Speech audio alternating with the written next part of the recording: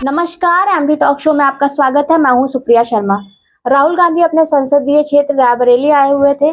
वहां पर उन्होंने दलित युवाओं से बात करते हुए एक सवाल के जवाब में राहुल गांधी ने कहा, वे चाहते थे कि लोकसभा बसपा के साथ मिलकर लड़े, लेकिन बसपा ने बीजेपी के बी टीम की तरह काम करके मजबूती से चुनाव नहीं लड़ा। बसपा अध्यक्ष मायावती ने भी राहुल गांधी पर जमकर निशाना साधा और कहा कि कांग्रेस दिल्ली में बीजेपी के बी टीम बनकर लड़ी, नहीं तो बीजेपी की सरकार कभी नहीं बनती। तो चलिए इन्हीं सब विषयों पे बातचीत करने के लिए आज हमारे डॉक्टर विक्रम जी से बातचीत करते हैं, जो कि इलाहाबाद विश्वविद्यालय से प्रोफेसर हैं। सर, आपका हमारे टॉक शो में बहुत बहुत स्वागत है। आपका बहुत धन्यवाद। सर, सबसे पहले तो आपसे मैं यही जानना चाहूंगी कि आप बसपा ने इंडिया गठबंधन के साथ चुनाव ना लड़के बीजेपी की सच में मदद की है? राहुल गांधी के इस बयान से आप कितना सहमत है? देखिए, इसके उलट सवाल ये है जी। ये बहन जी का दोष नहीं है कि इंडिया गठबंधन में वो नहीं गई, बल्कि इंडिया गठबंधन का दोष है कि बहन जी को उन्होंने गठबंधन में नहीं बुलाया। आपको याद होगा कि अखिलेश यादव ने ये कहा था कांग्रेस से, जब राहुल गांधी या कांग्रेस की टीम चाहती थी कि वो इंडिया गठबंधन में आए, तो अखिलेश यादव ने ही कहा था कि यदि मायावती बहन जी आएंगी तो हम चुनाव नहीं लड़ेंगे। तो ये गलती उनकी नहीं है, बहन जी की गलती नहीं, गलती इंडिया गठबंधन की है। या आप कीजिए कि जब चुनाव होने से पहले जब ओम प्रकाश राजभर जी जब सपा में नहीं थे, बीजेपी में नहीं थे, तो लगातार ये बात कह रहे थे कि इंडिया गठबंधन के लोग या दोनों तरफ से विपक्ष के लोग सब लोग बहन जी के पास जाइए। और इतना ही नहीं, उन्होंने तो ये भी कहा था कि विपक्ष का उम्मीदवार जो प्राइम मिनिस्टर का उम्मीदवार है वो बहन जी को होना चाहिए। तो ये जो निर्णय लिया गया कि बहन जी को न बुलाने का निर्णय लिया गया, ये आज बहन जी पे थोपा जा रहा है, ये गलत है। बल्कि और जो ओनर्स है, जो रिस्पॉन्सिबिलिटी है, वो इंडिया गठबंधन की तरफ से होना चाहिए, न कि बहन जी की तरफ से। बहन जी तो आप दूसरा बयान याद कीजिए, बहन जी ने ये भी कहा था कि अखिलेश यादव के संदर्भ में कहा था कि वो तो तैयार हैं, उनका दरवाजा खुला है, कोई भी आए हम आगे चल सकते हैं, है ना। ये बात उन्होंने साफ साफ कहा था। इसका मतलब बहन जी गठबंधन को तैयार हैं, बस शर्त है कि बहन जी के शर्तों पे गठबंधन होना चाहिए, अपने शर्तों पे नहीं। बहन जी ये कह रहे, ये नहीं कह रहे कि गठबंधन नहीं करे, बहन जी ये कह रहे कि हमारे शर्तों पे होना चाहिए। हमारे शर्तों का क्या मतलब है?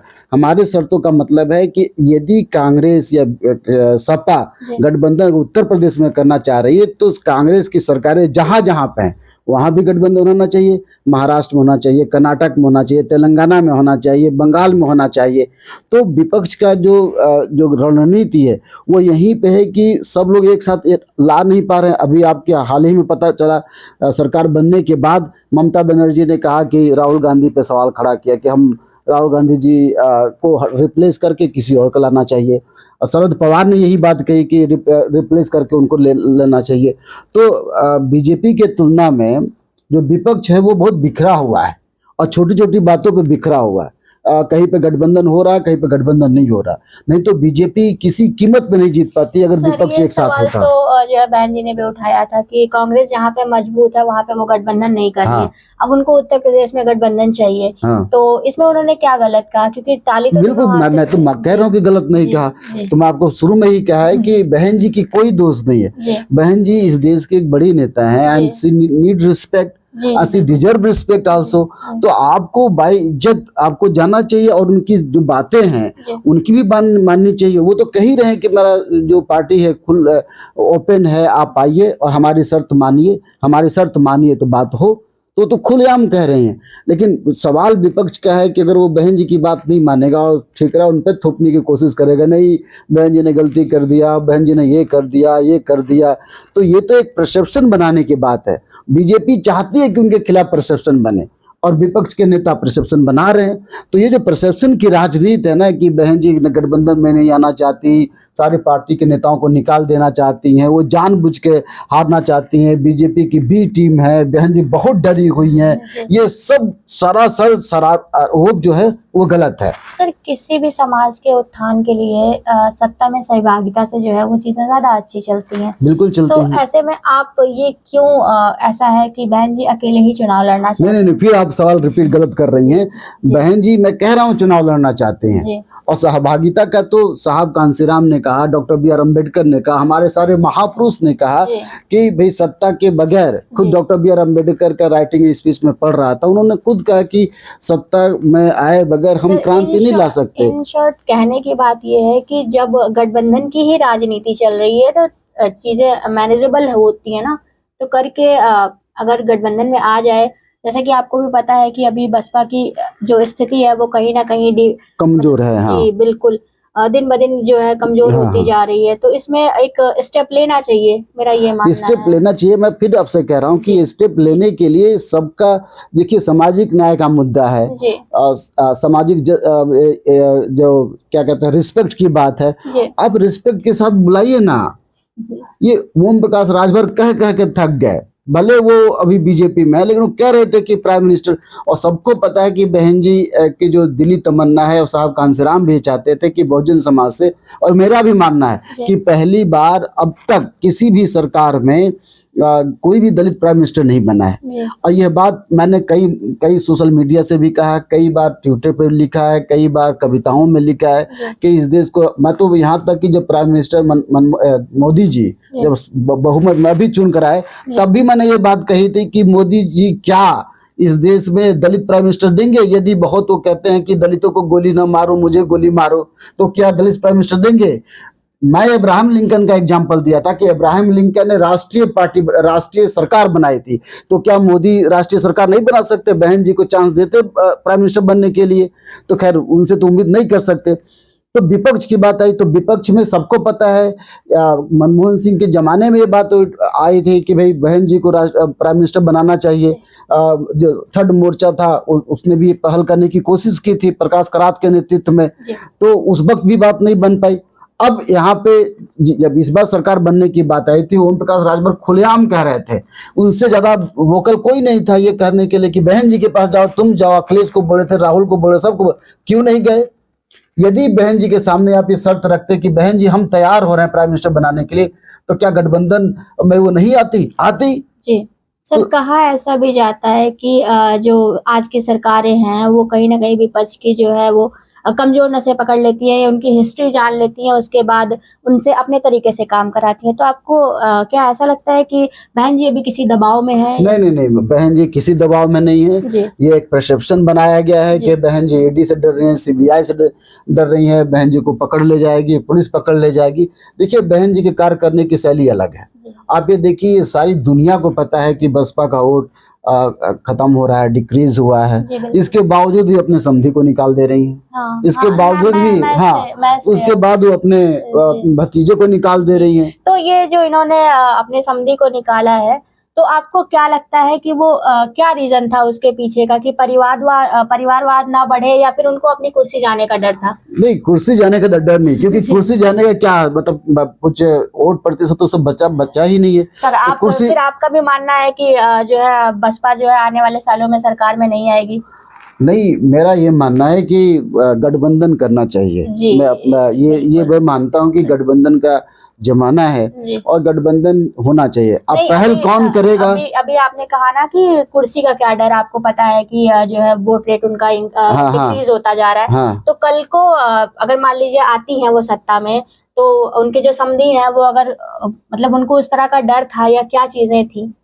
देखिए, जो इंडियन एक्सप्रेस के न्यूज के हवाले से बता रहा हूँ, सबका ये कहना है, और कुछ हमारे साथियों जो पार्टी के स्तर में है उनके अनुसार कि ये बताया जा रहा था कि ससुर होने के नाते, मतलब असदा जी के होने के नाते वो पार्टी पे अपना ग्रिप बनाना चाह रहे थे, और बहन जी को ये पता चला कि ये परिवारवाद को की तरफ बढ़ना चाह रहे हैं, वो उनके इमेज का नाजायज लाभ ले रहे हैं। अच्छा। कि भाई हम तो अब तो समधी हो गए, अब तो हम पावर सेकंड, बहन जी के बाद हमारा स्थान है। जी, मैं वही। हाँ, जी। तो बहन जी ने इसको समझा। मैंने कहा कि बीएसपी की राजनीति दूसरी पार्टियों से बिल्कुल अलग है, जी। और बहन जी को ये भनक लगी तो बहन जी ने उन्होंने ट्वीट भी किया था एक्स प्लेटफॉर्म हाँ। पे अपने, उन्होंने ये भी कहा था कि जो है मैंने कभी जो है मैंने परिवार नहीं हाँ, बसाया, इस हाँ, तरह की हाँ। बातें उन्होंने कही थी कि मैंने समाज के उत्थान के लिए ही काम किया हाँ, है। जी जी। जी तो देखिए बहन जी को ये पता चला, ट्वीट में भी बताया आपने। जी जी जी तो बहुजन समाज पार्टी बड़े खून पसीने की पार्टी है, जी बहुत लोगों ने त्याग किया, बहुत कष्ट किया है। जी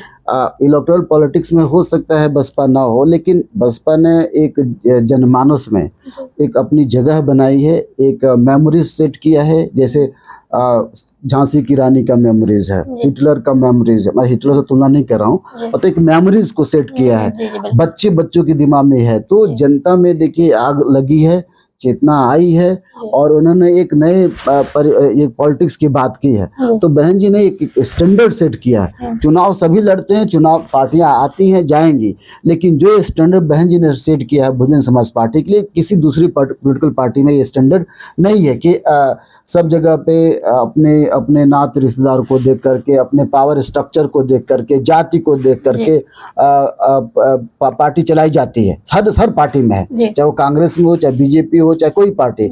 लेकिन बहुजन समाज पार्टी एक ऐसी पार्टी है जहां पे बहन जी इन सभी सवालों से ऊपर उठ करके एक सवाल सेट करती हैं कि जो आने वाले, देखिए ये जो सवाल हैं ये दूरगामी परिणाम पड़ेंगे, ये आज के सवाल नहीं है। बहन जी अपने बहुत बरसों से पहले सोच रही हैं। जैसे अपने विधायक का गिरफ्तार करवाना, ये किसी पॉलिटिकल पार्टी ने नहीं किया है। अपने ही लोगों को सत्ता से बेदखल कराना, ये किसी पॉलिटिकल पार्टी ने नहीं किया, आपने किसी हिस्ट्री में नहीं देखा। ये जो कल का सवाल है कि बहन जी ने अपनी समधी को निकाला, ये आज का सवाल नहीं है, ये आने वाली 50-60 वर्षों में इतिहास बनेगा कि बहन जी जैसी व्यक्ति थे जिन्होंने अपने नात रिश्तेदार को पार्टी से निकाल दिया। ये किसी पॉलिटिकल, ये हिस्ट्री का सवाल है, आज नहीं तो इतिहासकार इसको इवेल्युएट करेंगे, अब मेरे जैसे लोग इवेल्युएट करेंगे कि कितना ही ये अपने, मैं तुगलक से तुलना कर रहा हूँ कि ये अपने समय से वो बहुत आगे हैं। बहन जी अपने समय से बहुत आगे हैं। जैसे एक कहावत है हमारे जेएनयू में, मैं जब जेएनयू में था तो कहते what JNU thinks today India thinks tomorrow. तो जो आज दुनिया सोचते है बहन जी 10 कदम पहले सोचते हैं। ये बहन जी की बात सबको समझ में आने वाली नहीं है। और ये जो मुद्दा था कि अपने आकाश आनंद को निकाल देना, अपने इनको निकाल देना, और उसके बाद भी देखिए सत्ता में नहीं है पिछले कई वर्षों से, लेकिन सत्ता के केंद्र बने। क्या जरूरत थी राहुल गांधी जी को ये बात बोलने के लिए?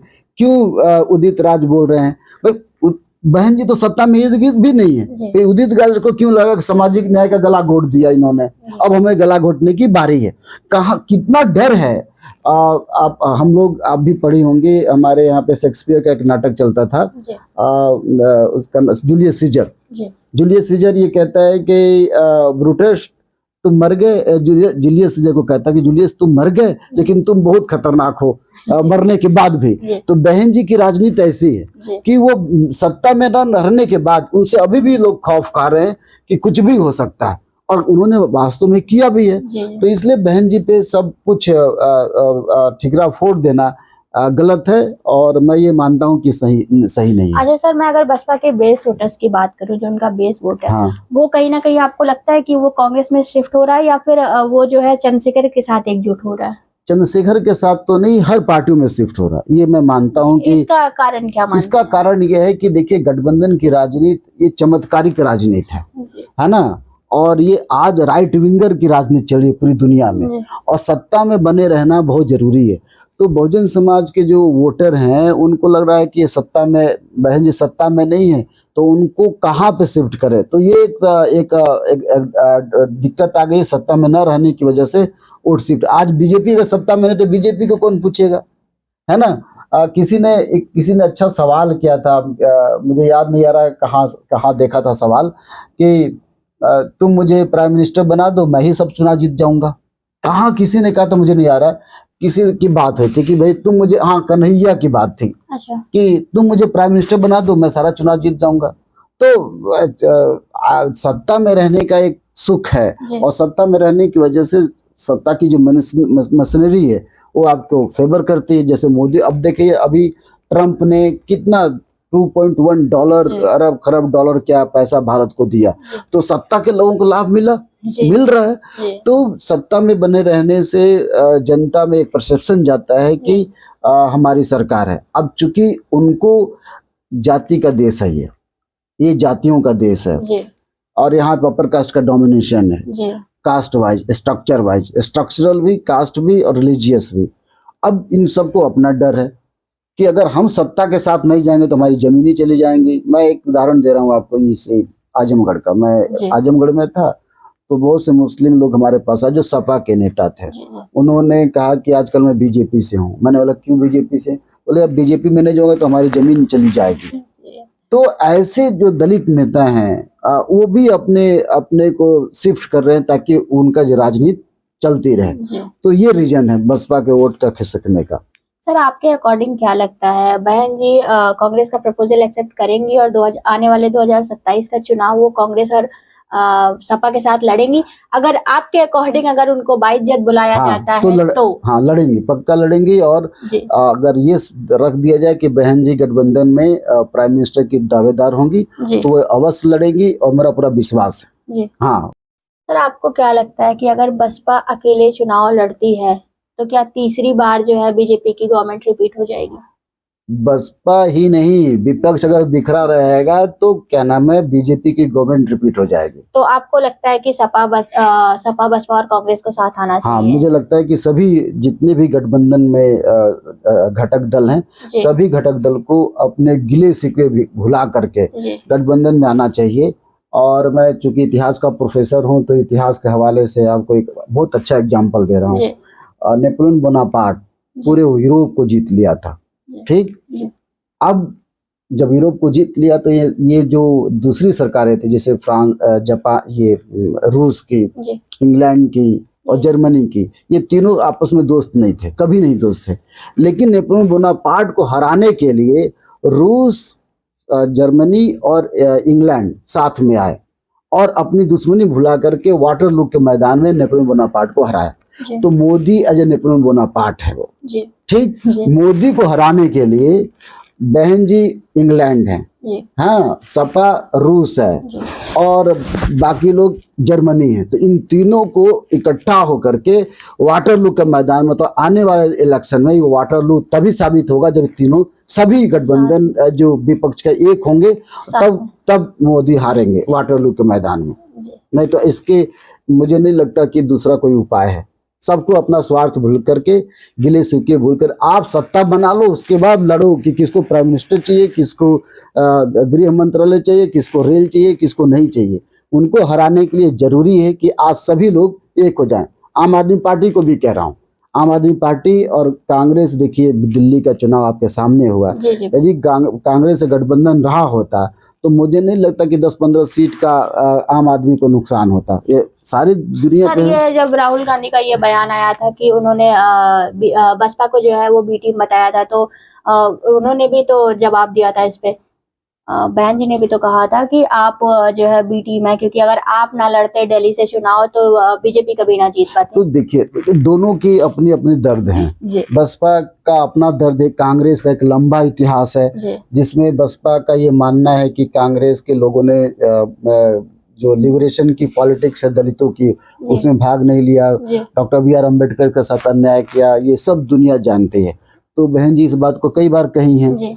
अब राहुल गांधी जी इस माहौल में बदले नेता हैं, अभी वो सामाजिक न्याय की बात कर रहे हैं और मुझे लगता है कि अब वो जमाना नहीं आया, ये डॉक्टर अम्बेडकर का जमाना चल रहा है, ये जय भीम का जमाना चल रहा है, जय भीम सेंटर में है, अब उनको लेकर ये जमाना चल रहा है। तो मुझे ऐसा लगता है कि दोनों को, मतलब कांग्रेस को भी और बहन जी को भी अतीत की गिले शिकवे भूल करके और सभी को गिले शिकवे भूल करके एक साथ आना चाहिए। और जो जैसे मैंने कहा कि 2029 वाटरलू का साबित होना चाहिए, तभी वाटरलू साबित होगा जब ये सब मिलकर लड़ेंगे तो मोदी जी हारेंगे, वरना ये मुझे नहीं लगता कि होगा। योगी भी रिपीट कर सकते हैं और मोदी भी रिपीट कर सकते हैं। सर, आपको क्या लगता है कि बसपा ने जो है वो कहीं ना कहीं दलितों को कमजोर किया है? क्योंकि कई लोगों का ये कहना है कि जो गैर जाटो समाज के जो लोग हैं वो कहीं ना कहीं शिफ्ट हो जा रहे हैं, अपनी जगह बना ले रहे हैं, और जो जाटो समाज बहन जी के साथ रह गया है वो सरकार के रहमो करम पे चल रहा है। नहीं नहीं नहीं नहीं, ये एकदम उल्टा सवाल है जी कि बहन जी ने ही जी या बसपा ने ही जी इन 85% नेताओं को सत्ता की जो भूख लगी है बसपा की वजह से लगी। जी क्या कभी राजभर ये सोच सकते थे कि हमको सत्ता चाहिए? ये कांसीराम और बसपा के रणनीति थी। क्या अनुप्रिया पटेल के पिताजी सोच सकते थे? ये बसपा की राजनीति थी। ये जितने भी लोग हैं सब बसपा की राजनीति के वजह से आए और मैंने चेतना बढ़ाई। और ये जो 21 अगस्त में बहन जी ने कहा रिजर्वेशन की बात आई और SC ST को लेकर के तमाम लोग आंदोलन के, ये बसपा के राजनीति की वजह से है। तो बसपा ने राजनीति को कमजोर नहीं किया। मैं ये कहूँगा कि बसपा के वजह से बसपा इलेक्टोरल पॉलिटिक्स में नहीं आ पाई, तो ये एक दुखद बात है, ये चिंतनीय बात है। लेकिन बसपा ने दलित आंदोलन को बहुत मजबूत किया है। देखिए, बसपा के आने के बाद पूरे भारत में दलित ऑटोबायोग्राफी, मतलब हिंदी साहित्य के इतिहास में दलित हिंदी साहित्य का इतिहास पढ़ाया जाने लगा। इससे पहले नहीं था। पूरी दुनिया में ये मराठा विश्वविद्यालय जो अंबेडकर विश्वविद्यालय बना, ये लड़ाई झगड़े की वजह से बना। ठीक है, लगातार दलित आंदोलन करते रहे, लेकिन जैसे बसपा सरकार में आई, आपके सामने गौतम बुद्ध यूनिवर्सिटी बनकर तैयार हो गई। तो सत्ता के आने के से बहुत सुख हैं। और लखनऊ का एग्जाम्पल आपके समय की इतिहास बताए। दुखद बात यह है कि हमारे इलेक्टोरल पॉलिटिक्स, देखिए दलित समाज बड़ा एहसान फरामोश समाज है, मैं मानता हूँ। दलित समाज वंचित समाज है, ये तुरंत बिक जाता है। और कांसीराम साहब कहते थे कि बिकने वाला ना बिकने वाला समाज चाहिए। तो हमारा समाज विधायक में बिक जा रहा है, सांसद में बिक जा रहा है, राष्ट्रपति के नाम पे बिक जा रहा है, शराब में बिक जा रहा है, कुछ पैसे में बिक जा रहा है, 5 किलो चावल में बिक जा रहा है, जो ग्राम योजना चला है इनका मोदी का, उसमें बिक जा रहा है। तो यह बहुत जरूरी है कि हमारा समाज न बिकने वाला समाज चाहिए। आप थोड़ा कष्ट कीजिए, कौन रोका है? और डॉक्टर BR अम्बेडकर ने कहा था, ये समाज जो 85% समाज की बात कर रहा हूँ, अगर ये न बिका होता तो आज इस देश में प्राइम मिनिस्टर दलित होता या OBC होता। और अगर होता, मैं ये कह रहा हूँ कि ऐसा नहीं है कि प्राइम मिनिस्टर, ऐसा नहीं है कि मुख्यमंत्री दलित नहीं हुए हैं आपके सामने, जबकि सबसे ज्यादा मुख्यमंत्री कांग्रेस ने दिया है दलितों को। लेकिन इसके बावजूद भी जो सामाजिक न्याय की पहल बहुजन समाज पार्टी ने किया, उस सामाजिक न्याय की पहल दूसरे मुख्यमंत्री नहीं कर पाए।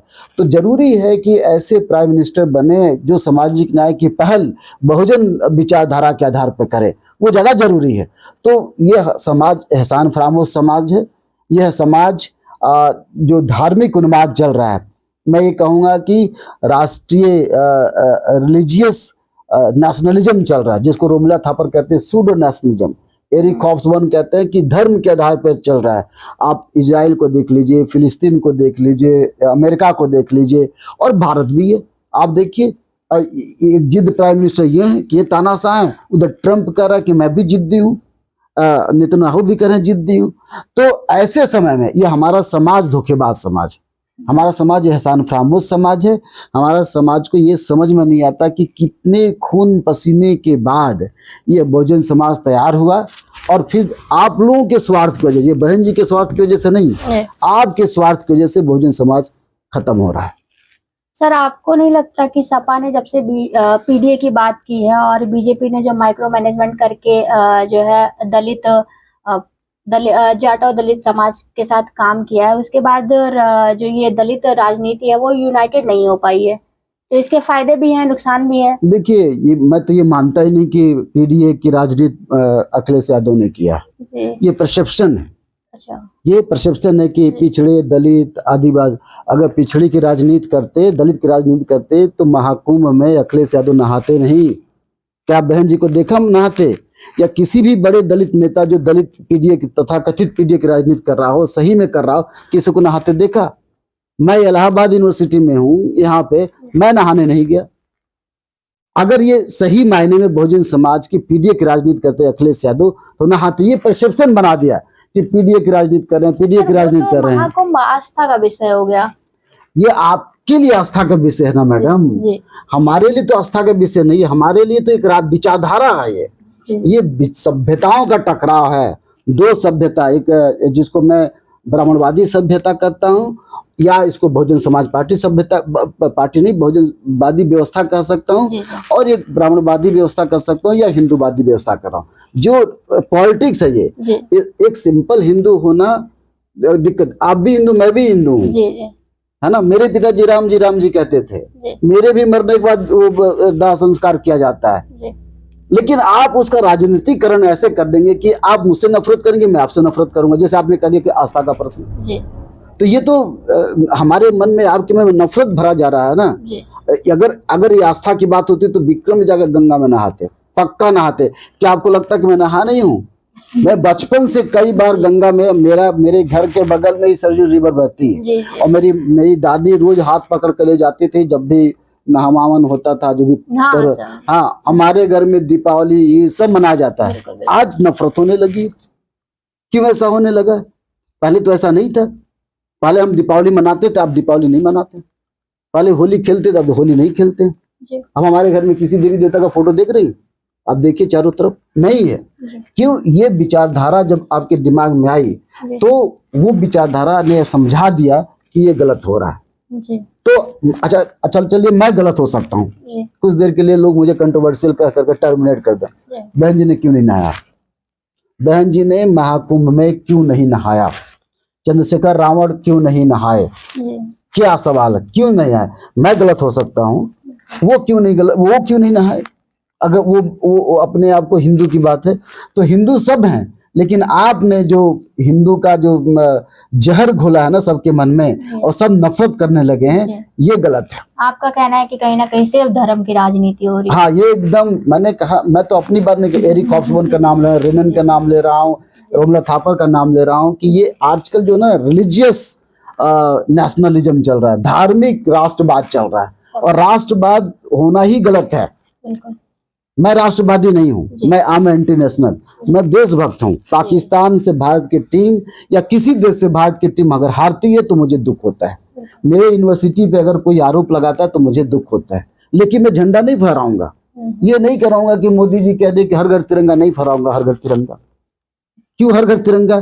तिरंगा आप कहें कि भारत के हैं तो फहराऊंगा, आप कहेंगे कि मोदी की वजह से तिरंगा फहराऊंगा तो नहीं फहराऊंगा। तो ये जो सेंटिमेंट, ये जो रिलीजियस राजनीति की बात मोदी जी करते हैं या पूरी दुनिया कर रही है, ये गलत है। इसमें आम आदमी मरता है, और मैं तो ये कहता हूँ कि धर्म सबसे बड़ा दुश्मन है। आम आदमी के लिए धर्म सबसे बड़ा दुश्मन है, और इसी का राजनीति का आप देखिए कितने लोग मारे गए आपके सामने, इसका कौन जवाब दे है? कुंभ में इधर 17 लोग अलग उससे मारे गए, 6 बार भगदड़ हुआ जैसा कि रिपोर्ट बता रहा है, दिल्ली रेलवे स्टेशन पे लोग मारे गए, और कई बार पंडाल में आग लग चुका है। इसका जवाब कौन देगा? कौन इसका जवाबदेही है? कितने लोग तो खो गए।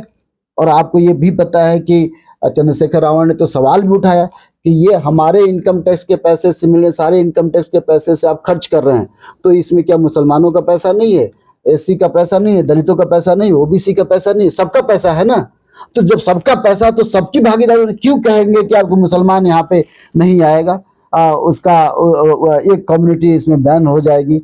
ये चल रहा है ना। अभी योगी जी भी कह दिए कि भाषा के नाम पे कि उर्दू पढ़ाएंगे तो मौलवी बनाएंगे, जबकि उर्दू हमारे देश की भाषा है, कहीं से टपक के तो आई नहीं थी, तो आप कैसे कह दिए?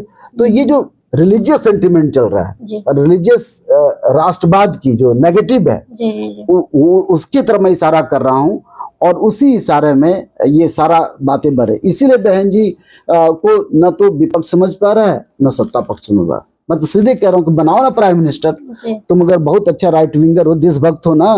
मोदी अपने क्लेम करता ना, मैं बहुत बड़ा देशभक्त हूँ, तो ठीक है, इब्राहिम लिंकन की तरह राष्ट्रीय सरकार बनाओ, और बहन जी को बनाओ, 6 महीने के लिए प्राइम मिनिस्टर बनाओ तो सही, तब ये नहीं बनाएंगे। सर, मैं अंत में आपसे यही जानना चाहूंगी कि आप ये बसपा और कांग्रेस के बयान को किस तरह से देखते हैं? क्या बसपा मजबूती से चुनाव लड़ेगी 2027 का, या फिर इन बसपा पे कांग्रेस की बातों का कोई असर नहीं पड़ेगा? तो असर अगर पड़ता नहीं तो रिएक्शन क्यों आता? तो भाई रिएक्शन तो है, दोनों तरफ से रिएक्शन है। मैं फिर कह रहा हूँ कि इन दोनों मैं बहन जी को एडवाइस नहीं कर सकता, न राहुल जी के साथ एडवाइस कर सकता हूँ। मैं राहुल जी को तो थोड़ा बहुत जानता हूँ, बहन जी को थोड़ा बहुत जानता हूँ। जी, बिल्कुल। तो मैं तो बस एज ए जूनियर होने के नाते ये कहूँगा, और एक हिस्टोरियन होने के नाते, हिस्ट्री का जानकार होने के नाते, जी। कि दोनों लोगों को गठबंधन करना चाहिए। जी। गठबंधन बहुत जरूरी है, गठबंधन का इरा चल रहा है और गठबंधन के बगैर सत्ता हासिल नहीं हो होगी। पाएगी। हाँ जी, ये कहना चाहता हूँ। हमारे टॉक शो में समय देने के लिए आपको बहुत बहुत बहुत धन्यवाद सर। धन्यवाद, थैंक यू। तो जैसा कि आपने देखा, अभी हमारे साथ इलाहाबाद विश्वविद्यालय के प्रोफेसर डॉक्टर विक्रम जी थे, उनसे हमने बातचीत की। इस मुद्दे पे विस्तार से हमने उनसे बातचीत की और जाना कि किस तरह से वो इस मुद्दे को देखते हैं। तो उन्होंने कहा कि जो समय चल रहा है वो कहीं ना कहीं गठबंधन का एरा चल रहा है, तो बसपा को जो है वो गठबंधन करना चाहिए। लेकिन उन्होंने एक चीज और भी कही कि अगर बसपा को कांग्रेस का जो कांग्रेस का प्रपोजल है वो बसपा एक्सेप्ट कर लेगी, अगर वो बाइज्जत बुलाते हैं तो। और ऐसे उन्होंने बहुत सारे विषयों पे हमसे बातचीत की। तो ऐसी कार्यक्रम के साथ बने रहने के लिए आप हमारा एमटी टॉक शो फॉलो करते रहिए। मैं सुप्रिया शर्मा, कैमरा पर्सन विक्रम के साथ। धन्यवाद।